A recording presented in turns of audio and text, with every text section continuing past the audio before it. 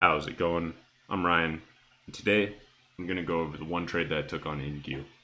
I grabbed a long position on that rally that we had this morning, caught a nice win, even stopped my runner out for maximum take profit. Um, Overall, really nice. Didn't quite get the entry that I was looking for, but managed to make it work. Before we get into the trade, though, let's take a look at the 4-hour chart and some of the things I was watching coming into the day. So, if you're here for yesterday's video, you're well aware of these levels here that I was watching. Another level that came into play today is this 20,790 or so, and that is from this swing high that we had here. As well, you can see that we wicked off of it here and then held a support briefly before breaking there. That level also kind of coincided with today's high day. These levels have been extremely accurate lately, and it's made trading for me. It's made my trading easy on me, really. Really just watching reactions in price and volume around these levels, and then basing trades off of those, right? And it's made my life pretty easy so far. Let's take a look at where we are coming into the day. So in the pre-market, we had this sell-off. We had a rally back to reclaim yesterday's low and this level of support around 20,490 or so. Where we opened the market, we were kind of hanging out down here. Coming into the day, I didn't really have much of a bias. Try not to have a bias, but the biggest thing is just to watch and let price tell you what it wants. If it's trending up, excellent. If it's trending down, great. If it's choppy, so be it, you know. Just give the market some time to kind of give you an indication of what direction it wants to trade in, whether it's strong or weak. And then just have these higher time frame levels from the 4-hour marked out and look for entries around these levels based on what price and volume is doing at those levels. So that's kind of coming into the day. No bias. It could go down, it could go up. It doesn't matter to me as long as the levels are accurate. Price action gives us some sort of clue as to what it wants to do next. And then if volume is backing that up as well, then we're good to go, right? So let's take a look. Like I said, we opened the day kind of right around holding on to yesterday's low. So we're in between some levels. What I want to watch is, do we break to the downside? Do we break to the upside? And what's the price doing around these levels? So we look really strong as the market opens, right? We get this initial push up, close kind of weak on that 5-minute, but then we get two bullish candles coming right up to this level that I have here. And what do you know? It acts as resistance, as you would expect it to, right? Price tries it, fails to close above, pulls back. From there, we moved sideways for the next about like 30 minutes, really. But what I was watching is that price still remains to be bullish overall because we are not making any lower lows. And while we are kind of consolidating, if I can pull up this 2-minute chart so we can see this a little bit better. While price is consolidating sideways, we have a little bit of like a triangle, right? We have this obvious resistance here at this level, and then we have a series of higher lows, right? We're forming higher lows, and then within those higher lows, we're forming a lot of long lower wicks, which indicates that buying is happening in here. Obviously, if there wasn't any buying, then price would be pushed down, right? We hit this resistance, price tries to get pushed down, but the buyers are sweeping that up and just keeping that price elevated. So throughout here, as I'm seeing this, I'm seeing us form hammers, I'm seeing us form long lower wicks, and I'm seeing us form higher lows overall, which tells me that buyers are strong in this area and that most likely we're going to head up, right? We're looking stronger than we are weak. If we were weak, we'd be making lower lows. These candles wouldn't have such long wicks, and this sell-off would continue from the pre-market, but it's not. So at this point, as we're chopping sideways, I'm not taking a trade because I don't want to trade this price action. What I want to see is a break above this obvious resistance that we have. So we have this high a day, and we have this consolidation kind of in this wedge here. And I want to see price break to the upside of that, right? Confirming that we have strength, confirming with volume and price action. And then once it does break, I want to see it retest that area, hold it, and then continue on to the next level. which, as you can see, price does that pretty perfectly. You can see my trade that I took here. We'll get into that in just a second. So these hammers on the 5-minute were giving me indication that price was strong, as well as if we look down at the 2-minute, a lower time frame, and we look at what price and volume is doing in that lower time frame as well. You see, like this candle here, super high volume, actually the highest volume 2-minute candle that we had all morning. And it was a hammer that held both these EMAs. These EMAs come in handy as well when kind of directing price, or determining price, I should say, and strength or weakness on the market. So this yellow level that we have, or excuse me, this yellow EMA that we have here is the 200. And you can see that that's lining up pretty close to this resistance that we have from the 4-hour. So that's just another form of confluence, another kind of indicator that we're watching. And as price is failing to break above that, what would give me confidence in taking a long position is that if we broke through both of those levels with strength, which we do here, you see that high volume and that very bullish candle. We'll get into that in a second. So I was just waiting patiently throughout this. You know, had we failed and broken down, then that would have been one thing. But like I said, we were looking strong, so I was waiting for that break. We get that break here, and what do we see? We see rising volume. We see an increase in volume as we break above that level and that resistance, and that's beautiful. That confirms we have strength. Then we look at the 2-minute, right? We have high volume, very bullish, beautiful. We're breaking above all these EMAs. Everything's looking bullish. We came down and retested this level pretty perfectly. I didn't quite get in. And the reason being is I had my entry just about 1 point shorter. My entry was at 580. We bounced at like 581. So I missed that by maybe a point, maybe half a point. Unfortunate. But we also see that high volume here as we come down, test, close bullish with a hammer, and super high volume again. So everything's indicating that we have strength. But I didn't get in here.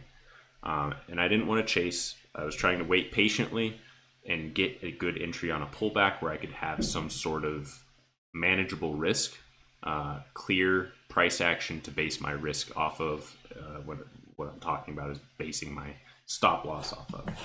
So I entered on this candle here, and let's take a look at why I did. It's kind of in the middle of these two zones, right? And I would much rather, or excuse me, these two levels, and I would much rather take a trade at these levels because that gives me a very clear defined risk. If price, came down and was weak and broke back below this level, that would be an indication to get out of that long position. But I entered kind of in the middle of these two levels, which I typically wouldn't do. But it worked out, and I'll tell you why. Because we were so strong throughout the day, I was looking for a pullback, and then this is a case where these EMAs can work pretty well. What gave me confirmation to enter this was looking at this 2-minute 2-minute chart here. We get high volume break, these pullbacks, see how low volume that is. Not worried about that. Not a lot of sellers, and we closed here towards the top of the candle, so that not really a factor. The following candle, much higher volume and a bullish candle. Great, we're still looking bullish. We're looking bullish on this time frame. We're looking bullish on this time frame, and even on the 15-minute, if we look at here. At this point, we're in this area right here. And what do we have, right? We have these hammers looking nice with these long lower wicks. We get this nice volume here and here as we're breaking above this resistance. Everything's looking bullish on every time frame. So all I'm looking for really is a pullback to enter because there's no reason that I'm seeing that this should go back down. We get that confirmation here when we pull back and just about test that 13 EMA. So we have the 13, the 48, the 200. I was trying to enter off of that 13 EMA. Actually, I had my entry right here. We didn't quite hit it, but once we closed and we were looking pretty bullish still, then I entered as soon as this next candle opened. Where was my risk? So my risk was a little bit wider initially. Initially, I took about a 30-point stop loss because I didn't want to have too tight of a stop loss. And what would really invalidate my trade is that if we came down and broke below here. So my entry or my stop loss was right around this level, knowing that if we did reject here and broke below this level, that, maybe we're not going to get that continuation. But as price started to climb a little bit, then I had moved my stop loss up underneath this wick here, this last, pullback that we had, and that gave me a 2-to-1. So initially I widened my stop loss, and this is why I would have wanted the entry here, because then my stop loss could be, 15 points, maybe around this wick down here, and that would have been a clear, nice risk to reward. Sometimes if I don't get the best entry, I have to sacrifice a little bit with my risk to reward, because I don't want too tight of a stop loss. If I have too tight of a stop loss, yes, my risk to reward might be better, but also we could have a pullback that doesn't invalidate the trade, but would stop me out. So I don't want a winning trade to become a loser because I'm too tight on my risk management. I would much rather my risk management be based off of price action that invalidates my thesis rather than just some arbitrary number that gives me a nice risk to reward. Obviously, that nice risk to reward is super important and it's huge for your longevity and your profitability. But what I really want is I really want to base everything off price action and volume. And in this case, I had a wider stop loss. So my stop loss was down here is about a 30-point stop loss, a 30-point take profit, so 1-to-1. That's not ideal. I would like 2-to-1, but like I said, had we come down and invalidated and broke below and stopped me out, I would have been fine with it because the trade would have been a loser regardless. It would have just been a slightly larger loss than had I had a tight stop loss. But luckily, that wasn't even an issue. From the moment I entered, we never even pulled below my entry. I was positive on this trade throughout the entire time. So not really anything to sweat on my end. It was an easy trade, and I'm always thankful for those. But we kind of just continue to move our way up. We still look bullish. We're still making higher highs, higher lows. And my first take profit is right at 30 points. I entered it, 615, get out at 645. That's a 30-point move. Sell 5 contracts. I bought 6 in total. What I like to do is take 5 off at 30 points and then leave a runner. And that runner can be anywhere from 40-point take profit. Sometimes I adjust it based off of price action or levels that were around. And that's what I did in this case. So rather than have my next take profit at 40 points, which is what it's naturally set to when I place an order, so you can see if I put my buy, it shows that I have my stop loss in place. I have my first take profit at 30 and that last contract at 40. But I move my next runner, or my take profit for my runner, just below this level here because we were bullish. I expect price to move level to level, right? This is the next area that I would expect us to reach before we have some major pullback if we are going to. And so price climbed right up. We hit it, pulled back very momentarily before breaking, and then you see we get that break and retest. This could have been a nice entry as well after that retest and hold if you wanted to enter, a long position and continue up. But that's the trade that I took, and that's the reason why we had nice volume, had increasing volume on this break above. We had the hold of the level, and then we were just kind of riding that EMA all the way up to the next level. So like I said, could have had a slightly better entry had I gotten my entry down here, in which case that runner would have moved almost 100 points, about 80 points. But even catching just a piece of that move came out to be quite profitable. We can look at the rest of the price action on the day just very briefly. We were bullish all throughout the morning. Really didn't have any sort of major pullback until we hit this next level all the way up here. Even yesterday's high day didn't provide much resistance for us. We paused momentarily before making that strong push up. The only other trades that I see that I would have liked, this was the number one entry for me. That's the highest setup, highest probability setup. That's what I like. Sometimes once you get later in the day, later in a trend, it kind of gets exhausted, for lack of a better explanation. Nothing just goes straight up forever. Sometimes it does, but very unlikely. You're going to expect some pullbacks. You're going to expect some consolidation, and that higher volume, as you can see in the 15-minute chart, the volume is much higher in the first couple, 2 hours or so of the day than it is kind of in that second half of the day. So we want to catch those moves earlier in the day when we have more market participants, and those moves are more likely to happen, I suppose. Other than this trade, looking at the price action, you could have taken something in here, as we broke and kind of held this level. It was a little bit choppy in here, and you see kind of some of this volatility coming in. That would have been a little tough. Like this probably would have stopped out a trade if we look at that wick being about 20 points. So a little bit of tough price action in here. What was really nice was this rejection right here. And we can look at it, right? We can look at the volume and the price action. We can say that we expect price to do something at this level because this is an area that we had, if we look at the 4 hour, this is an area that we had a big rejection off of. So as price reaches this area again, we expect there to probably still be some selling in this area, right? And as we have price reaching this area, you see big increase in volume as we get to this area. We see that wick, try that, and then push it back down to close weak. Then we see another wick, try it, push it down to close weak. Another time, try it, close even weaker with that red candle.